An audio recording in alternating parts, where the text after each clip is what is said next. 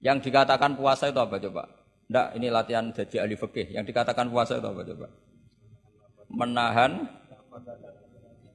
Umumnya orang kan menahan lapar dan minum dari fajar shadiq menjadi sampai terbenamnya matahari. Nah sekarang pertanyaannya kalimat menahan apa?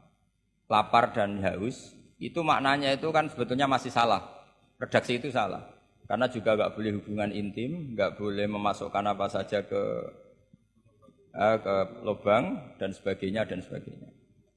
Terus lalu batasannya sampai matahari terbenam. Ada beberapa daerah yang terbenamnya matahari itu tidak wajar. Sampai misalnya siangnya itu 22 jam. Atau kebalikannya, nggak ada matahari terbit, nggak ada matahari tenggelam, kayak di kutub.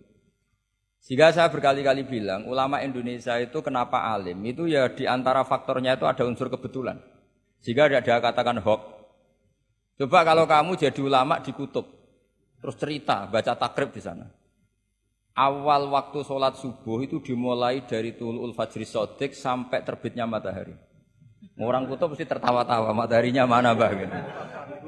Waktu zuhur adalah ketika matahari agak tergelincir ke arah barat dari garis tengah. Wah yang bener aja.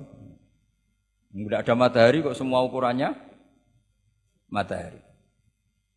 Sehingga dalam ilmu falak astronomi diterangkan daerah yang enggak diliwati khotul istiwa, kalau dalam bahasa Indonesia disebut katul istiwa, itu sebenarnya dari ilmu falak Arab, itu namanya khotul istiwa. Khotun itu garis, istiwa itu garis tengah. Khotul istiwa itu jadi bahasa Indonesia katul istiwa.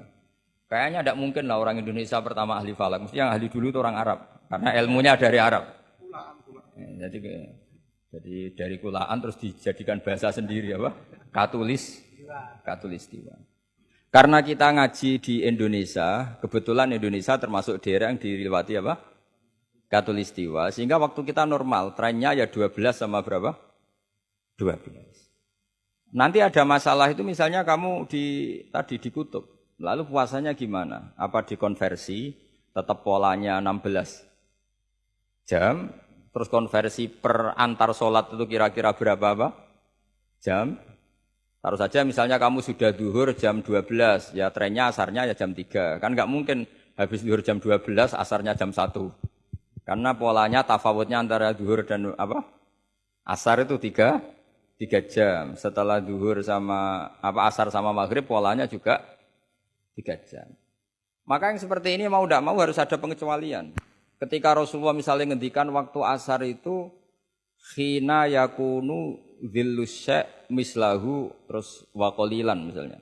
Waktu asar dimulai apa? Dhillus syai' mislahu. Jadi kalau sesuatu 1 meter bayangannya 1 meter. Lah pas lebih sedikit itu berarti sudah waktu asar kan gitu. Ukuran dulu kan enggak pakai jam.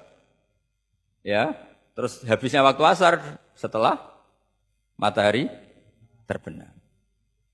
Tentu dawuhnya Nabi seperti itu momentumnya di mana? Di daerah yang dilewati khotul istiwa. Karena yang tidak dilewati khotul istiwa tidak mengalami ada matahari terbit, terbenam dan zawalus syamsi.